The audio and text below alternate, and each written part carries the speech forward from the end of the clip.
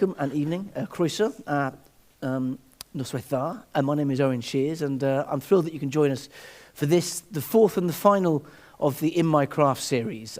If you haven't been previously, In My Craft is a new series of craft of writing events that we're holding here at Taliesin, named, of course, after the famous poem by Dylan Thomas, In My Craft or Sullen Art, exercised in the still night, in which he suggests towards not only how he writes, but perhaps also why he writes. And I suppose those are the two questions that we've been really involved with asking authors across the full spectrum of poetry and novels and non-fiction. And this evening, I'm pleased to say, in the realms of the short story and the novel, with the wonderful award-winning author Sarah Hall. Sarah has twice won the BBC Short Story Award, has twice been shortlisted for the Booker Prize, and has won numerous other prizes. These are just some of the books that she's written, and novels and short stories. So it's a real treat to have Sarah here this evening to spend this time talking with us. So to begin with, would you please join me in welcoming Sarah Hall to Swansea? Thank you. Thank you very much. That's right, welcome. Croeso. As people who... Diolch yn fawr, is that right? Yeah, diolch yn fawr, da iawn. Okay, this will now be entirely conducted in Welsh, which will be a comedy show for everyone. We're doing dysgu now. For those of you who have been here before, you'll know that I like to start these conversations by going back to begin at the beginning, to keep the theme going, with a question, I suppose, about the voices, the books, the stories that kind of spoke to you or gave you some kind of a spark in the early parts of that journey towards becoming a writer yourself. I mean, it's not always easy, I know, to put your finger on them, but were there any works or writers that sort of stood out for you? Yes, there definitely were. Right back at the beginning, my primary and junior school had this incredible headmaster who would sit the kids down and just tell oral stories, basically Cumbrian ghost stories. So, and he wouldn't be allowed to do this now because they were terrifying, and we'd be like, 6-year-olds on the carpet, kind of.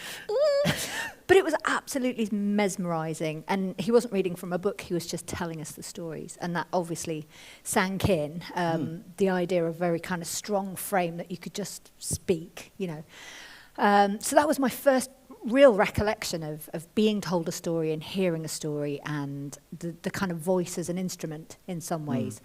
And these weren't his stories, they were stories that had been told before, but they were obviously his version, he'd memorised them and was elaborating. And so that was interesting too, the idea of a version of something. And then at school, I was pretty good at English, but in some ways didn't find a lot of literature very interesting or inspiring.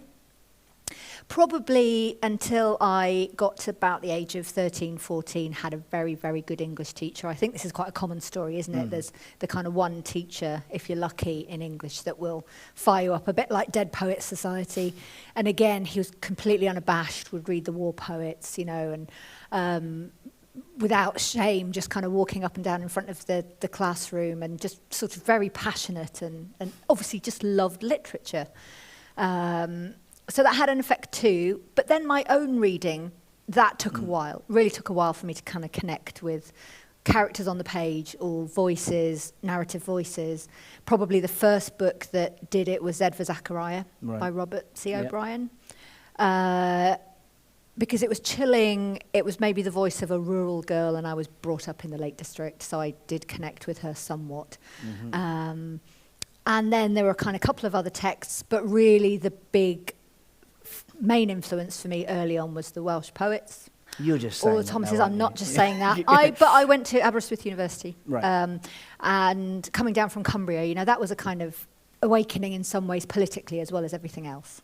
But those were the poets that did it because they were folding in. So when you say the Welsh poets, which well, Dylan Thomas, R.S. Thomas particularly, because it was the folding in of politics and landscape together. Yeah, and I'd come from the Lake District, kind of oblivious to the Romantics, really. I mean, it just didn't register that we had this Yeah, and then they were further back, and then you're presented with literature from the kind of 30s, 40s, 50s, 60s, and it's closer to where you are.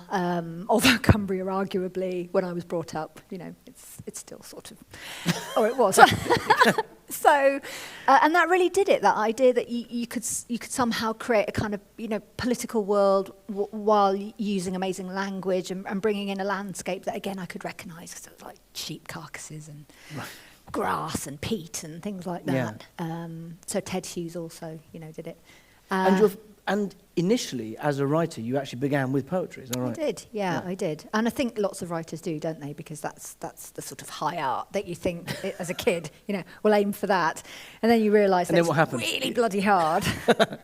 And also you make no money doing that. But it's a great beginning point, because you're having to think about language in relation to essence and subject.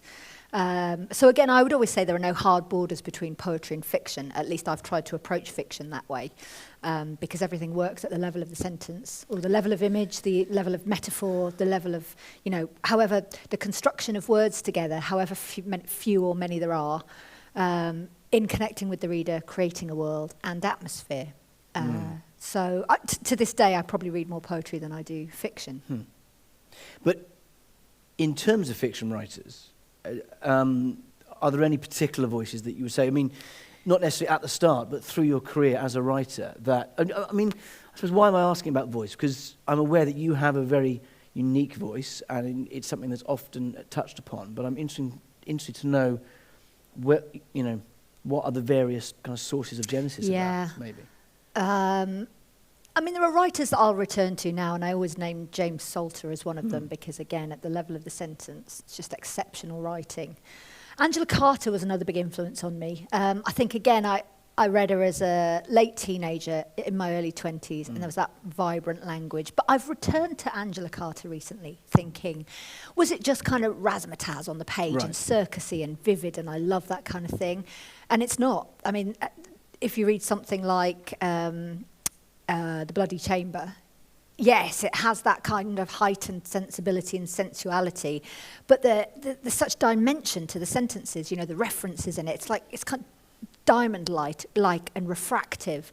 So there was obviously something early on, and there's still something now that I would go back to. And if we're thinking about feminism as well, those kind of early kind of experiences of exhilarating female characters, the mother in The Bloody Chamber riding in on the horse. Yep. I name this quite frequently because it was the first time I really felt exhilarated, other than Anne Burden in Z for Zachariah. That was the first time I felt exhilarated by a female character. It's enlivened. Yeah, because even as you describe that character, sort of retrospectively, that feels like a Sarah Hall character. In some ways, those were the models. That kind of, I suppose, that mix of lyricism and sort of physicality, and darkness and light. And I suppose, maybe coming back to the poetry, I suppose the other thing I wanted to ask you about was your relationship to rhythm and cadence in fictional prose. Because if there is something that knits the fabric of the short stories and the novels, and we'll talk a bit about what those different forms offer you and ask you, for me, it would be the cadence of your work. And I'm just interested, at what point in your work does the cadence and the rhythm in your fictional writing, your fictional voice, at what point does that enter? Is that at an instinctive level, or is it linked to character and place? It's an instinctive narrative level, I think. It's just finding the right voice, and that might almost be like, finding the right bandwidth, or something tunes in, and then the first draft, it's difficult. You'll know this. You kind of you fall away from the voice sometimes, and you think, I've lost it. Where is it? And it's in the edit that it might come back. But I think it's finding that first mode of communication. And I'm not a musician, but sometimes I've likened it to music in terms of finding the right pitch and note, knowing that somehow I need a hard consonant at that point in the sentence, because that will sound right and somehow have an effect on the reader, or certainly me, because as a writer you're also the first reader, so that it's very much that early stage. And a lot of the kind of oblique angle, the metaphor, comes in very early too. That's not worked over later. That's there, because I think like that, and so it comes out like that. It's interesting.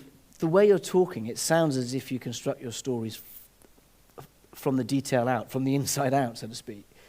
Would that be true, or does there need to be an architecture of a plot and character place, or do you begin on the level of the sentence as well? Yeah, that's an interesting question. I think because I've moved towards short stories, and for the last decade have been writing a lot of short stories, there needs to be more of a sense of shape when I start, you know, the sense of an episode or a containment. You know, I often talk about the kind of the story and the way it's compressed, and there's a hinterland around it that's sort of compressing it and referring in and out. So I do have more of a sense of an architectural shape to it. Not a plot necessarily or a plan, but an idea that something will fill a certain amount of wordage. With a novel, it's far more freeform. The research kind of comes at the same time as the writing, and there might be a sense of where it's going. There might be a vague sense of an ending. Often there's a decoy ending that I will imagine and then write around. Right. Which can be helpful because you've got the end in sight, but it might not be fitting given what you've written before. So there's kind of... You write around, or you're surprised by another ending? Surprised by another ending, or just slightly avoiding the ending I thought was going to happen. Right. And then maybe there's a kind of... I'm interested in the sort of internal and developing logic of something as I'm writing it, not knowing what the kind of logical plan is when I begin, because I think in that way there's a sense of natural movement, like the game of chess is not already won, or you know what I mean, the scheme isn't there. Yeah. So I quite like to have a sense of naturally what is logical next as I'm writing, and that might just be from one scene back, or it might, you know, be a larger reference back to the beginning. Right. The times I've written a synopsis for a book, luckily nobody from my publisher in here, the times I've written a synopsis for a book, before I've written it, I've instantly got the fear about what that book might be or shouldn't be, and then it sometimes doesn't get written, frequently doesn't get written. Yeah. So, you know, it's the clear field of snow, isn't it, that people talk about. You kind of want to run in and put the footprints in as you're doing it. Yes. And not follow another set, even if it's your own set. That's a wonderful metaphor. A bit labyrinthine here, aren't we? Yeah, exactly, yeah. Within that process that you've just described there, I'm wondering where and how for you does character enter the equation? And I suppose initially in the world of novels, because I'm aware that in your short stories, you know, some of which are only a few pages long, you know, there are other ways that you have to paint a character. But your characters are incredibly vivid. That, you know, they come springing off the page. They're full of their own, you know, voice and hinterlands and surprises. But I'm just wondering, you know, are there any consistencies with how you approach character within that world when you're also looking at the level of a sentence? And yeah. I think if there's any consistency, it's the idea that I don't really know the characters fully, which is the complete opposite of what Catherine Mansfield would have said, you know, is the way to begin, fully knowing your characters. And I don't, because I've come to realise that you never really fully know human beings. Yeah. You don't, even if you've lived with them for 50 years.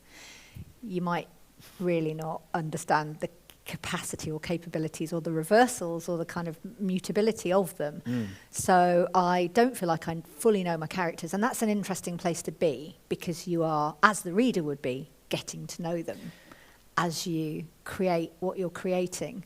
I mean, there's obviously a sense of what they might look like, what they're capable of. They're going to go on a journey of learning. Maybe there's an inquiry into a larger subject, whether it's rewilding or climate change or, you know, terrorism. Yeah, and you are especially good at giving them sort of detailed, specific knowledge. You know? Yeah. You know, I'm aware that your background is in art history. Is that right? You did an art history degree. You know, so both in Burnt Coat, your most recent novel, and in How to Paint a Dead Man, you know, you feel that kind of that knowledge coming to the fore. But in other books like The Wolf Border, it is in the world of, you know, rewilding and reintroducing wolves into and I suppose, what's the question? It feels to me that sometimes in that very practical research, that's where you're also getting to know a character. If that makes sense. In some ways, yes, yeah. Yeah, it is. And the lovely thing about researching as you go is that your research might take you in an interesting direction, and that interesting direction might mean that the character's going to have to respond somehow. So it's almost not out of your hands exactly, but again, there's a kind of liberation to it. They're not a set piece. They're not necessarily going to be a vessel that's, taking the reader through somehow on this story. They are. I mean, you're kind of journeying with a character. And I've become interested in not exactly the seismic events which create characters, but formative experiences. And particularly formative experiences which may seem negative, but actually aren't. They'll go on to kind of create resilience or a mind of inquiry or, just something other, because I don't, being a parent, as you are as well, you kind of worry that you want to create all these wonderful experiences for children, and we'll go on holiday and they'll be really fascinated by this, and that'll be the thing, and they'll take that away forever. And they're just looking at a snail for 3 hours, and somehow that's going in. Yeah. And I really like that idea that or something terrible happens, but actually, recently my dad died this time last year, and I almost wanted to protect my daughter. I'm really going off on one here, but I really wanted to protect my daughter in a way from the sadness of the funeral, but she was fascinated. And in the end, she was the first person over to the grave when the coffin had been lowered to put in a letter and a rose. And she was curious, and she'd been sketching kind of Grandad buried down in the ground. She was 7 at the time, sketching pictures of Grandad down in the ground with a big smile on his face and a tree growing up above him. And I just thought, what? She has to have this experience. That's hers as much as it is mine. And for her, there's something really beautiful. I was devastated. We were burying my dad, and she was sad because she missed him. But there was something other about it for her. And I suppose that's a lot of what I'm interested in, the idea that sort of created a bit of an artist on the day. Yeah. Amazing. Yeah, amazing. I think you've got a reading from Burnt Coat, which actually sort of touches upon this territory. I think it might be nice to hear that now. Yeah. The main character in Burnt Coat is an artist called Edith, and she's raised by a single mum who is quite unusual. And Edith goes on to become a kind of sculptor who creates these monumental pieces of art, often in burnt wood, but very kind of strange, idiosyncratic pieces. Anyway, and so I'll read a section from the beginning, or close to the beginning of the novel, where you get an idea about how and why Edith goes on to become who she is, in some ways. Great. When I was 8, my mother died and Naomi arrived. My father still lived with us then. We had a house at the edge of town on one of the steep streets that lead up to the beacon from which the interior mountains can be seen. It was a few days before Christmas. The summits were snow-capped and the air was cold and paper-thin. We were shopping for gifts, and my father had brought the car. The doll's house I wanted was very large, too big to carry, so I was sure it would be bought. My mother had been complaining all day of a headache. Every shop we went into made her wince. These lights are so bright. She kept dragging her feet and sitting down, rubbing her forehead. We'd been to the old civic library, and unusually for her, she'd borrowed no books. My father was annoyed. Why did you come out with a migraine? Do you want to go home? On the walk back to the car, she stumbled. My father was walking a little ahead to start the car and turn on the heating. He did not see. She lost her balance and fell to the pavement, kneeling for a moment in the slush, then leaning over and sitting. Adam, she called, where is Edith? Is she there? She sounded very calm. Her words were slow.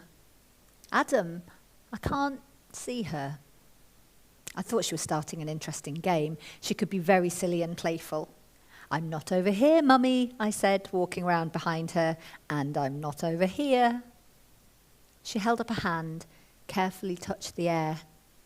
I can't see. I squatted down in front of her, stared, moved my head around. Her eyes did not follow. One iris seemed like a black planet. Dad, I called. My father walked back to us. Move out of the way, he said.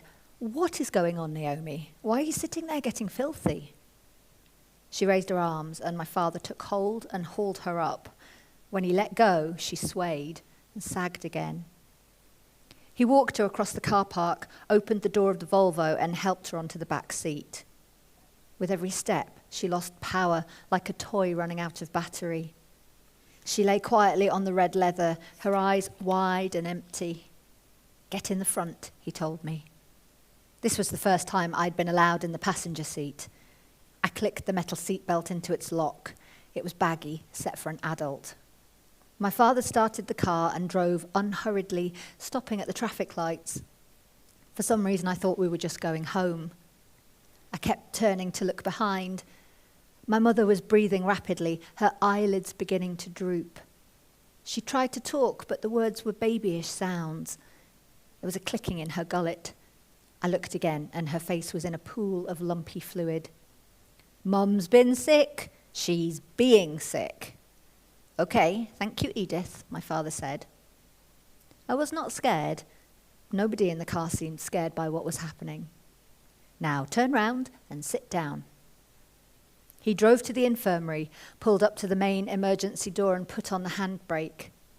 "Stay here," he said to me. "I want to come in too." "No," he said, "but I want to come in with Mummy." He reached across the gear stick and smacked me on the top of the legs, an awkward, pluffing whack that stung through my skirt and tights. And then he got out of the car, walked into the hospital and came out with a porter and a wheelchair. They slid Naomi from the back seat, lifted her into the chair, and I watched her being pushed inside, her body listing over. My eyes were watering. The tears refracted everything. And for a moment, there were two leaning women in two wheelchairs. I blinked, and one was gone. The car smelled sour. The passenger window bloomed coldly under my palm. An ambulance pulled up next to the car, and the paramedics unloaded a stretcher. When my father came back, he did not apologize. I said nothing as he moved the car into a parking space. He steered me silently inside the building, his hand pressing between my shoulder blades. I was given children's books by the receptionist. "You look like a clever girl," she said. "I bet you can read these all by yourself." I listened to her speaking to the doctors, speaking to my father, speaking into the phone.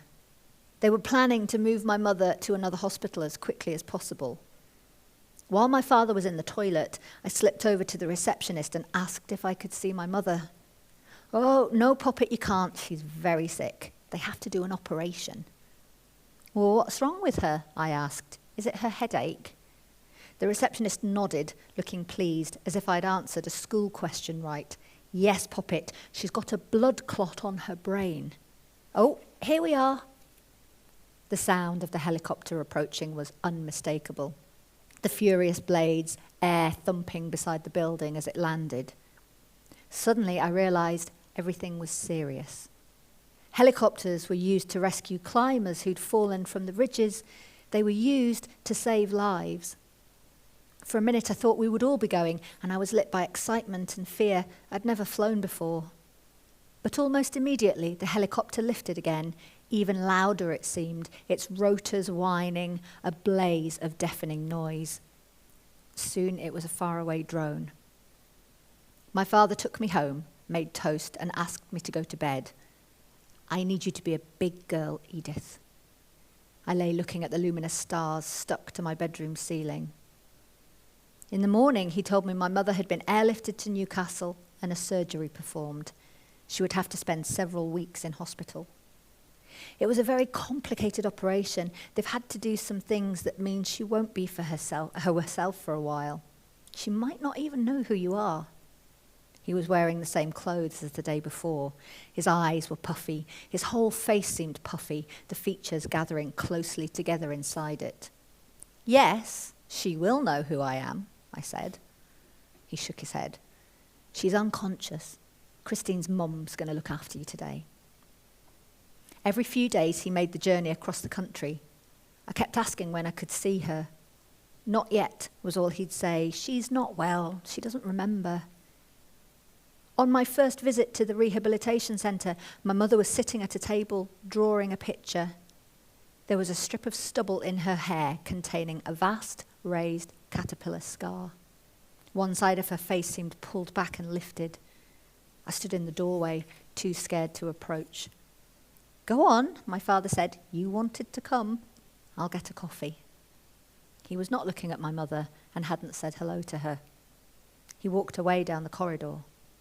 My mother didn't seem to notice me.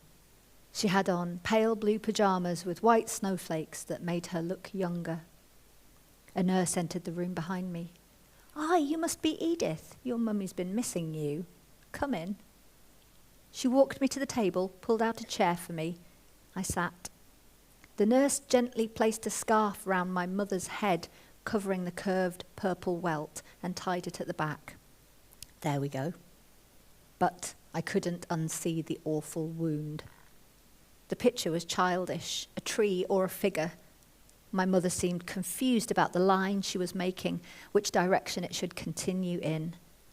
I took the pencil from her. She looked at me. Her expression was blank and curious, like a bird assessing an item on the ground. I finished the line, drew a nest on the branch with spotted eggs inside. Her mouth opened and closed a few times, popping wetly. With concentrated, almost physical effort, she said, "Ah, na, me." I looked at the nurse, who smiled. "What is she saying?" I asked. The nurse put her hands on my mother's shoulders, stopped the swaying motion that had begun to increase. "She's introducing herself. She's saying, 'I'm Naomi.'"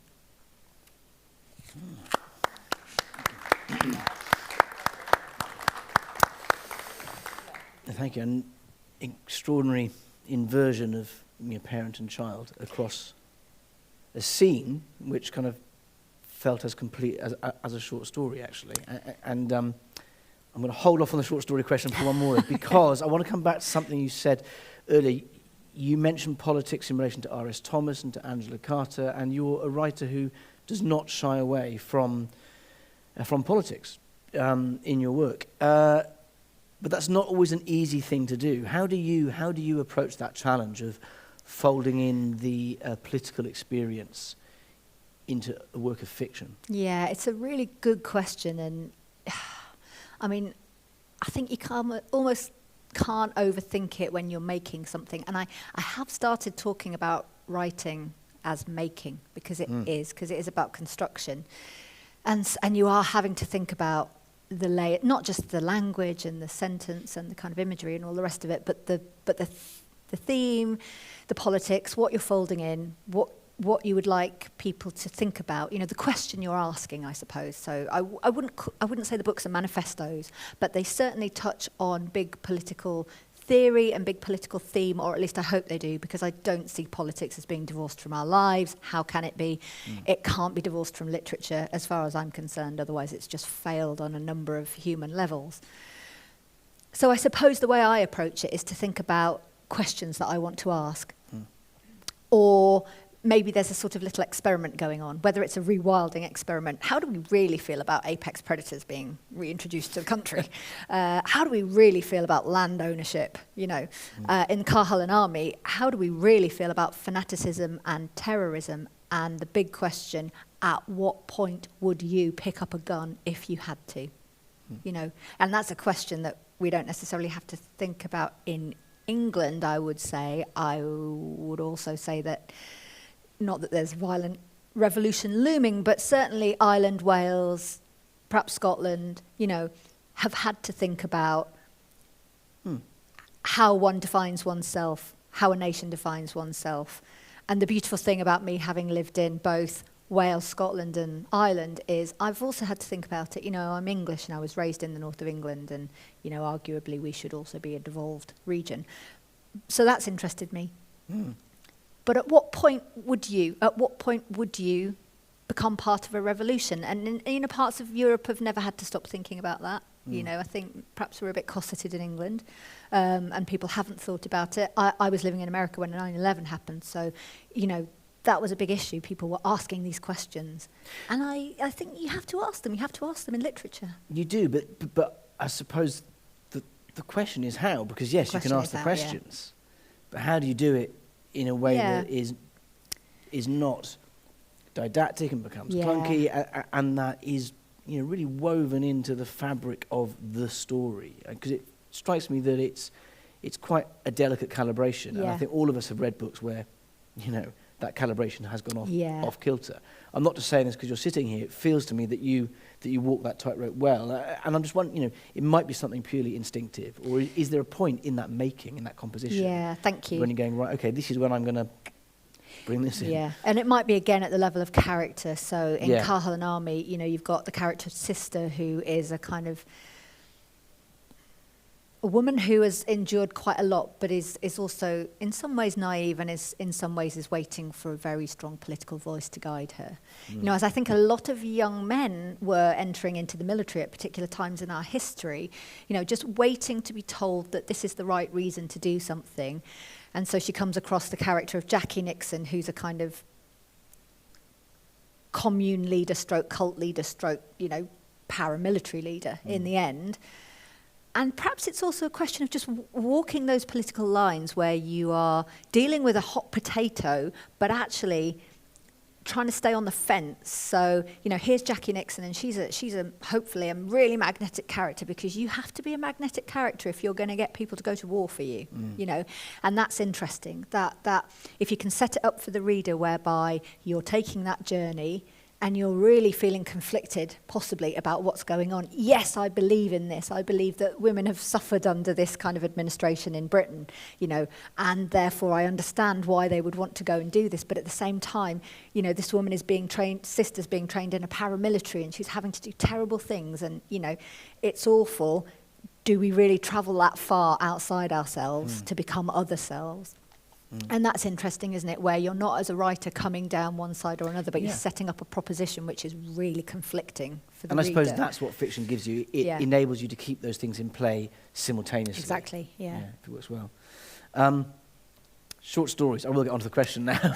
Well, no, because you began writing poems, then you wrote Haweswater, your first novel, set in Cumbria, and that's a whole other thing that we could be talking about, the importance of place in your work.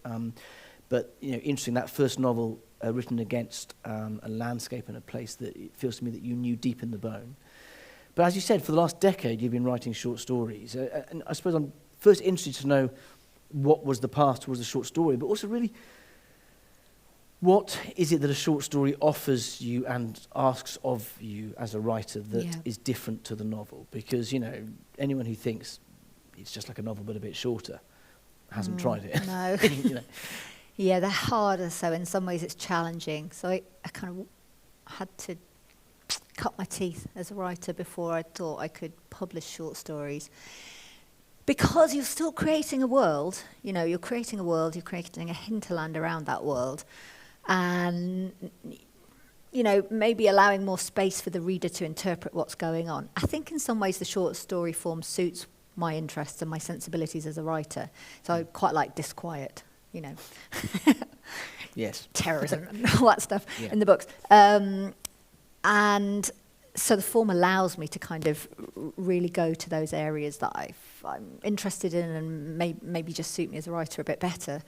They're also absolutely beautiful. I mean, they're like, if you get them right, they're like pieces of art, and you kind of end up curating them and exploring lots of different ideas. And I think similar to you probably, who likes to explore lots of very disparate ideas, if you find forms that allow you to do that, there's a sense of freedom to it and growth and movement as a writer. So you can kind of, the short story form is very adaptable. So, some of the ones I've written, they're found documents, there are kind of songs basically to a daughter, all sorts of stuff. And the form is flexible and yet somehow really demanding. So it's enticing as a writer to go there and to think, right, I'm going to stretch myself. I'm going to try and do this. I'm going to compress the world. I'm going to create something which is haunting but satisfying. Because a novel allows you more room to bring the reader with you and to kind of, allow them to connect with characters. But the short story form, you got to do it. You got to be able to kind of really grab them. Yeah. And then possibly just leave them really fucked up at the end of it. Well, I was going to ask you about your short story endings, and you've just answered it there. Just leave the reader in that state. Yeah. Because you talked about writing around the end to a novel, and I can kind of understand that, because there's something in the novelistic form that, however much you're trying to pull away from it, asks for some sense of completion Yeah. towards the end. And it strikes me that in reading your short stories, you've really enjoyed leaving your readers in surprising places. Yeah. In that there are endings that don't immediately strike you as an ending sometimes. Yeah, exactly. And going back to the idea about craft, you know, I really love, I think, what would be called in science fiction world building. You know, so in the novels, when you mention place, and that's often the first port of call for me. Where are we, and how am I going to build a world that the reader will really feel that they're in? And at that point, then characters are going to be doing their stuff in it. But, you know, you were brought up in South Wales, incredibly atmospheric and evocative. I was brought up in the Lake District, similarly so. And as a kid, you are aware of the materials, I think. Yeah. You know, if you're outside a lot, which we both were. Sure. Yeah. So I kind of approach literature that way. I have to build a world, whether it's Coney Island or the Lake District or Finland, wherever it is, have to get the material right to kind of make this sensual, you know, aromatic, whatever it is, visually good world that you will believe in if you open up the book and enter. And I love that as a reader, you know, when you open something up and you've entered it and you're like, oh yeah, here I am. That's amazing. I'm on holiday. And here we go. And here we go. So, but with short stories, is that true? Because actually with some of your short stories, a reader is quite often sort of, in terms of place, is sort of unlocated for a while. Yeah. Because of that sense of disquiet. You know, that's right. Yeah, that's that right. you're creating. So in terms of place and setting and detail, a short story again is asking something different. It's asking something different, and it's asking more. So if you're going to venture into the kind of science fiction, which a lot of the short stories are, they're either fantastical or there's an element of science fiction to them, you're still dealing with place, and it's even harder to convince somebody that they're in a hospital where abortion is banned, and so the medical staff are having to converse in a certain way to touch each other up and find out what their politics are, whether they can perform an illegal abortion on this patient, or are they going to get fined for it because someone's in the room who will report them. So and that's not real, thankfully, at the moment in this country, and my country. And so then you have to really nail it. You really have to get those authentic notes in there so that people will believe, oh yeah, that's a hospital. It's not a hospital that I recognise, but it is because I've been in a hospital. And right.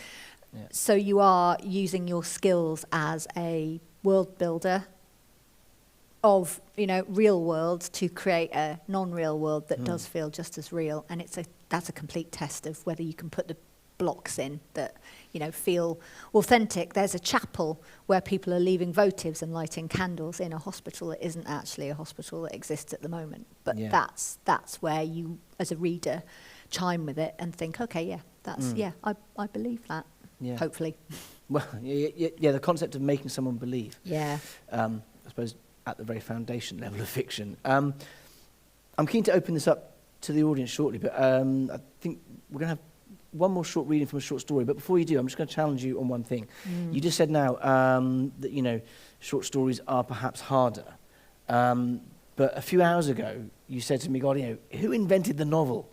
I never want to write novels again. I did say that. I really did say that. I might have just Only to Owen, who's now told everyone. Yeah, I know, but there's no one from your publishers, as far as I know. I hope not. Anyway, but I was kind of interested, you know, because you're Sarah Orr, novelist. You've been shortlisted for the Booker Prize, and you're like, Jesus, a novel. That's an arse. They're just awful. I mean, it's such an artifice. 80,000 words plus, or like, 44. See, this is what's happened. 44,000 short story words and novel plus. doing this. Yeah, exactly. I do. Evermore, I feel that it's a ridiculous form. It's just so hard to do. You know, it's just like a marathon, only worse. Obviously, anyone writing a novel, honestly, it's not that well. It's difficult, but you'll get there. Yeah. So, I don't know. I mean, I had an artist friend when I was growing up, brilliant landscape painter, who wanted to be a writer, you know, and was writing, and then decided that he would become an artist. And he said this thing to me, which has stuck with me ever since. He said, you should always go for your second choice in the creative arts, because you will work harder, you don't know what you're doing, you will bring something to that process that's very interesting. So I think having kind of, I started out as a poet, a terrible one, and then become a novelist, you know, But the short story has somehow, I didn't ever expect to be a short story writer, Is that and your second somehow part? it feels like coming home. Yeah, right. And because it feels like coming home, novels now feel like, just slightly problematic, But you will be writing more. apparently. Right, okay, right. Right. Well, before I open up for questions, should we hear something from a short story? Is that right? Yeah, I was just going to... So there's this short story called Mrs. Fox, which I really enjoyed writing, and it's a kind of, how do you pronounce this, calque of a novella called Lady and Fox by David Garnett, A calque, sorry, can you 1922. unpack that a bit? C-A-L-Q-U-E, French word. Just means a kind of, like a version, like you're taking, almost, not an exact version, but a kind of shapeful version of that thing. Okay, right. So I hadn't read the novella when I wrote the short story, helpfully, but I heard a kind of précis of it, and there were certain plot points in this novella that absolutely fascinated me. Man is married to a woman turns into fox. He continues to live with the fox as his wife. Ding, ding. Yeah. That's not working out very well. Man has trouble domestically with fox, who is his Shock horror. wife. Yeah. As you would, feeds her at some point a live bird. Okay. Loves her so much. That the interesting thing, I didn't know why I was interested in it. My dad had been kind of caring for my mum, who was very ill, and I was interested in that role reversal of a man caring for a woman and that immense flexibility of love, which gender stereotypes we might think of as the woman being immensely flexible. Anyway. And then at the end of Lady and Fox, she gets eaten by hounds, I think. So I knew that ending, but I didn't write that ending. Anyway, so that was very freeing, deciding to write, and didn't know what the language was like because I hadn't read it. Very different from mine, it turns out. But I had these plot points that I thought, oh, great, I'll just hang my story on these plot points. And it's probably the purest feeling of writing that I have ever had. Because it's like a constellation, this dark sky in between these very bright points worked beautifully. So I was so happy with the story. Fascinating. Talking about craft and technique, I'll read you a small section from the novel, and it's the short story. It's where she turns into a fox. In the novella, I think the sentence goes something like, and then she turned into a fox. So I didn't do that. But... again, it's what can language do? So I need to convince you that this woman is going to turn into a fox. How am I going to do it? So this is how I tried to do it. Anyway. So tomorrow is the weekend when time becomes luxurious. But his wife does not sleep late, as she usually would. When he wakes up, she's already up in the bathroom. There is a sound of running water, and under its flow another sound, the low cry of someone expressing injury, a burn or a cut, a cry like a bird, but wider of throat. Once, twice, he hears it. Is she sick again? He knocks on the door. Sophia? She doesn't answer. She is a private woman. This is her business. Perhaps she's fighting a flu. He goes to the kitchen to make coffee. Soon she joins him. She has bathed and dressed, but does not look well. Her face is pinched, dark around the eye sockets, markedly so, as if an overnight gauntning has taken place. Oh, poor you, he says. What would you like to do today? We could just stay here and take it easy if you don't feel well. Walk, she says. I'd like some air. He makes toast for her, but she takes only a bite or two. He notices that the last chewed mouthful has been put back on her plate, a damp little brown pile. She keeps looking towards the window. Would you like to go for a walk now? He asks. She nods and stands. At the back door, she pulls on leather boots, a coat, a yellow scarf, and moves restlessly while he finds his jacket.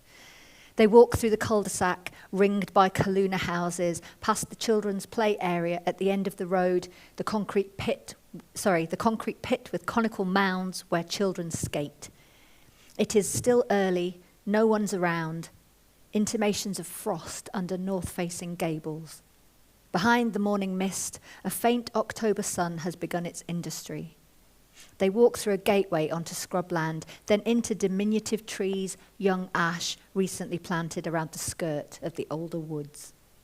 2 miles away on the other side of the heath, towards the city, bulldozers are levelling the earth, extending the road system.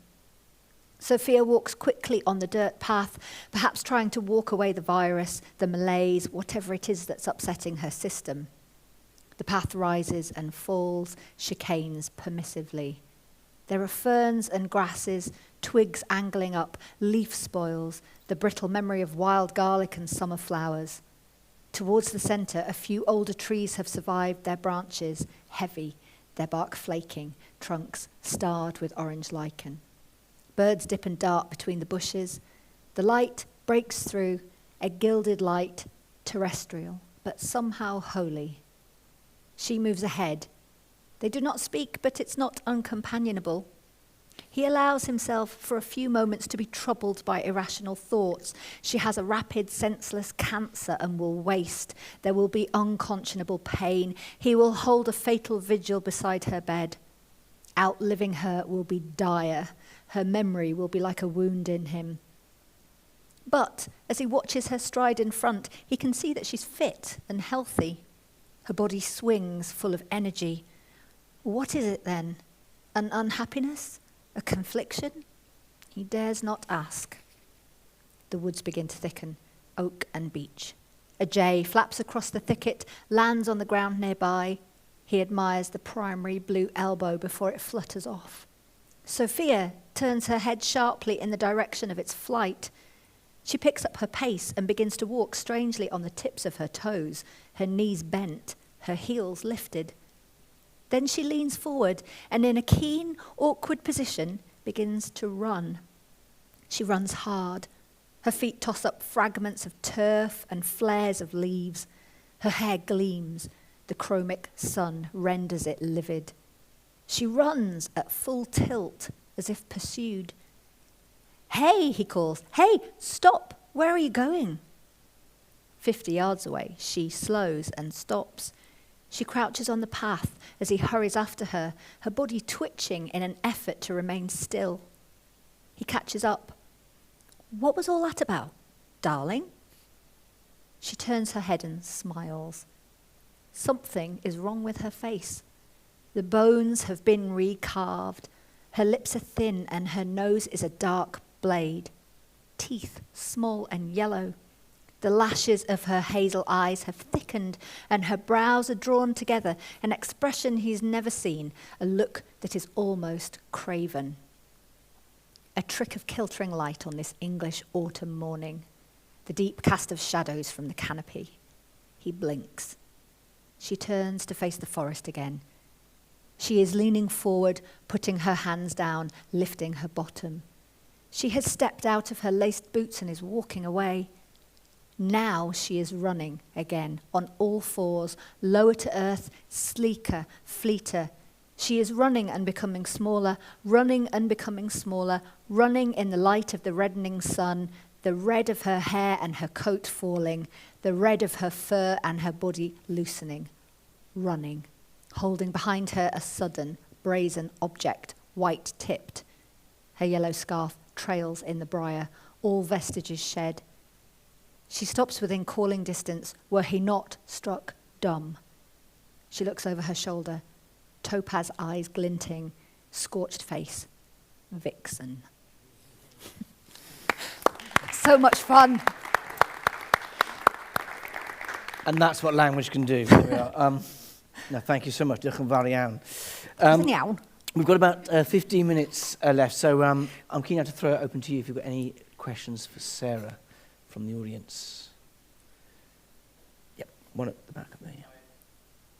Just wondered if you've got any kind of consistent instinct about, you've used the word hinterland a fair bit tonight, about how far to push into that hinterland, the relationship between the hinterland and the terra cognita that ends up being kind of what you see on the page.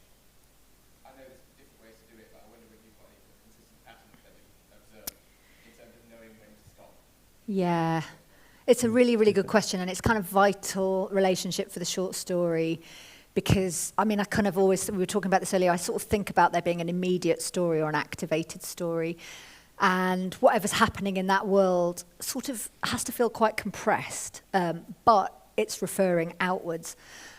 And I don't know, I mean, it's, again, at a sentence level, I think, if the narrative frame, if that kind of immediate story gets broken open too much, then you lose the kind of tension of the short story. And yet somehow this outer world has made this inner world, and that's what's giving it a kind of sense, logical sense, sensual sense, all of it. And it's just, especially with the short story, it's just having to find the right amount of tension between the two so that you feel that something greater has produced this episode, this kind of, you know, something's exploded in space. And it's an event, and yet around it is what's holding it there and what's making it possible. And a lot of it's caught in the edit. So more and more I try and focus on what are the activated scenes, what's the kind of movement of the story, what is holding it together, giving it that shape that the short story likes, while also giving it a sense of suspension in something bigger, because that's what's satisfying about short stories, you know. It's almost like you are looking through a keyhole at a little weird erotic event going on the other side of the door, you know, and that's what you're focused on, and that's really, really compelling. But there is still a door, and there's a keyhole, and there's a room, and there's a kind of building around it, and then there's the kind of the wife and the husband of the people that are having the affair in the room, you know what I mean? So there is the structure. And I think you only know story by story how to make the things work together, you know, where to catch, where to compress again, where to kind of cut down that sentence. You need to refer to it very briefly, that outer world, in order to make this more sort of compelling and meaningful and bright and like diamond-like. Thank you. Is that okay for that? Yeah. So in the story you just read, there was that lovely sentence, she was a private woman. And I love the ambiguity, we don't know who's speaking that. Yeah. It could be kind of a narrator. It could be an internal thought process of the husband.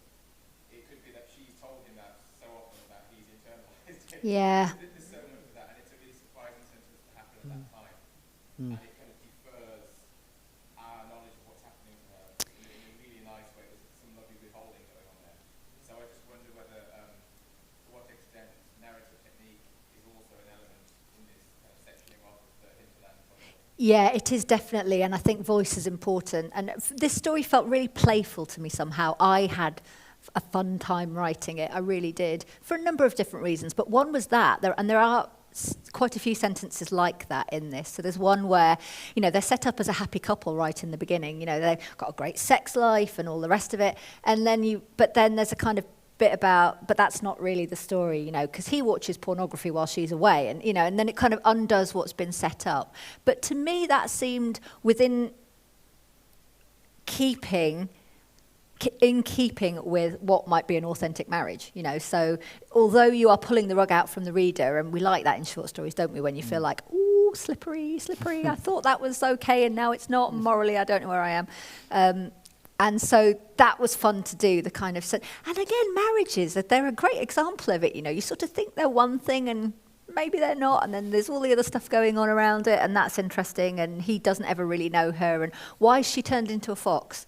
So it's just a metaphor for why does somebody change? Why do they leave you? Why do they get this terrible illness that makes them into something completely different, a different person to the one you married? And the letters I've got about this story from people saying, you know, my wife upped and walked away after 40 years and I never saw her again, I didn't hear anything and I don't know why. And we don't know why, we just don't know why.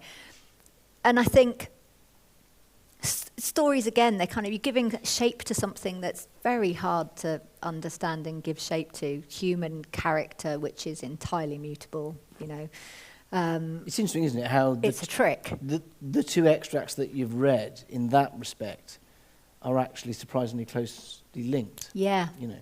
Yeah. This change, this metamorphosis, be it through illness or be it a metaphor in itself. Yeah, exactly. And what you were saying, everything in answer to those two great questions, thank you.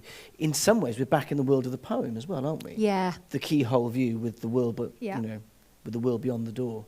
Yeah, and again, language as essence. I mean, that is the great kind of lesson of poetry, that good grief, in like 6, 7, 8 words, the fundamentals of something might have been caught just because of that excellent language choice. Those words which are not only beautifully visual, but they have undercurrents in them, or there's a word in there with the English, I don't know Welsh well enough to say, but the English language, just beautifully dimensional, the references, you know, the layers within a single word even, that kind of can have an effect. Or in some ways more so because it's been formed by so many waves of linguistic invasion. So there's references go across 4 or 5 other languages. Yeah. And those choices that you make, I mean, I think, so when he feeds her the live bird in this story, you know, she does what a fox would do, which is to kind of crouch, leap up on top of the bird. You know, it's flapping around, going to kill it, open it up.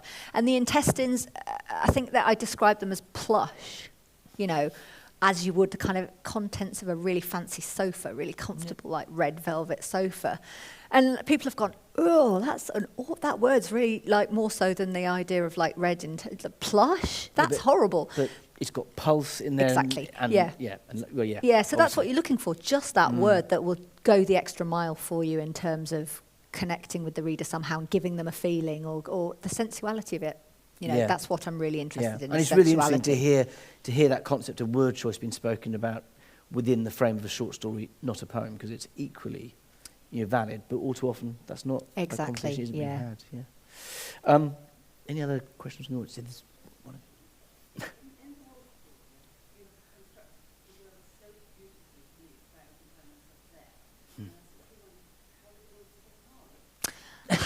Yes, it's an interesting question, isn't it?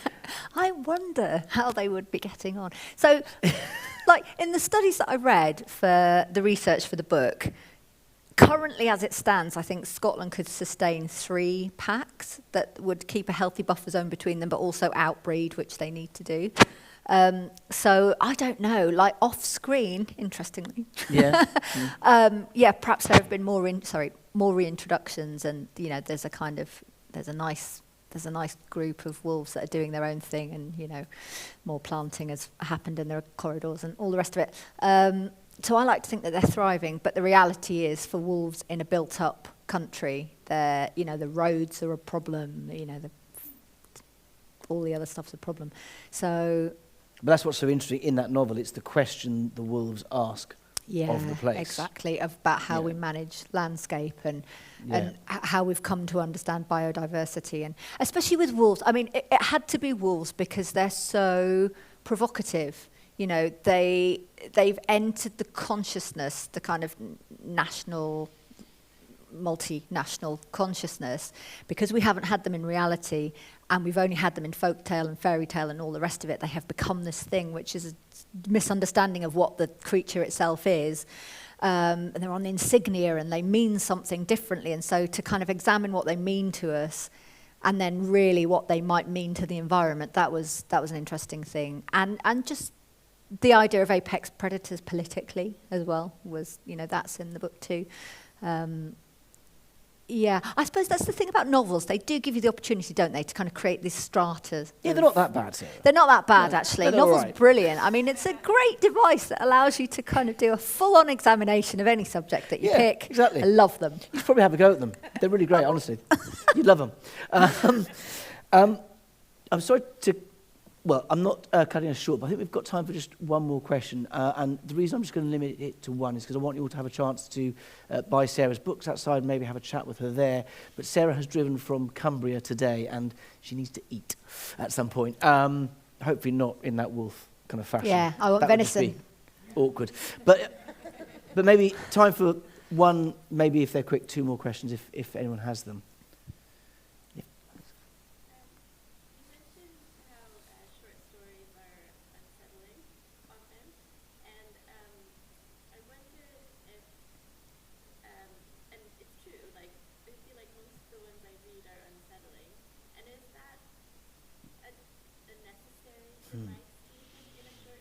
I think a rare time that I've read a short story that's like uplifting.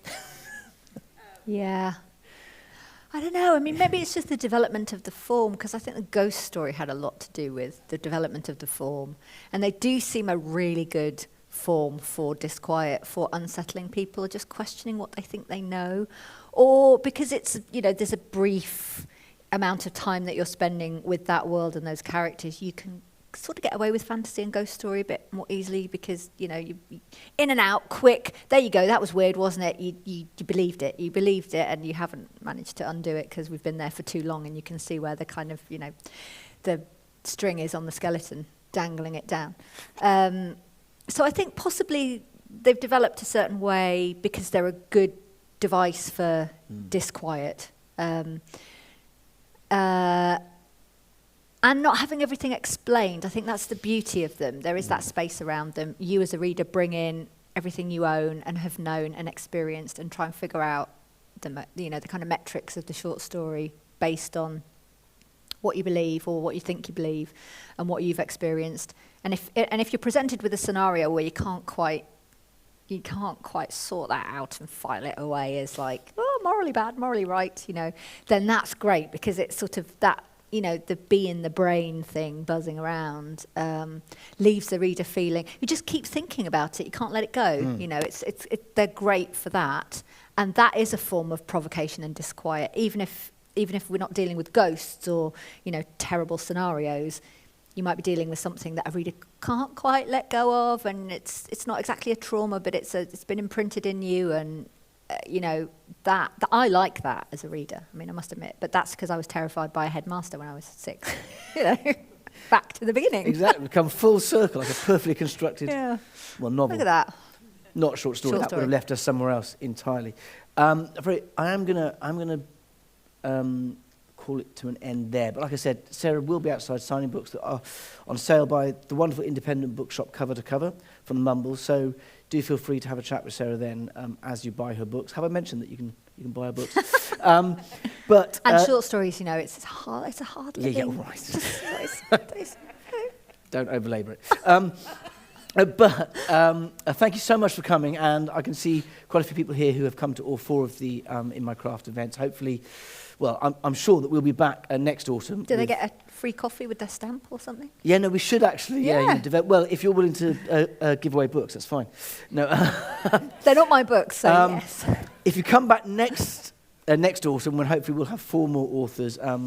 Again, hopefully from the worlds of poetry and fiction and non-fiction, then maybe we will have some sort of a loyalty card. But for now, that's it for this year. Thank you so much for being here. Thank you so much to all of the staff here at Taliesin. But diolch o galon, thanks from the heart, especially to Sarah Hall. Popping out again. Diolch yn Thank fawr. you.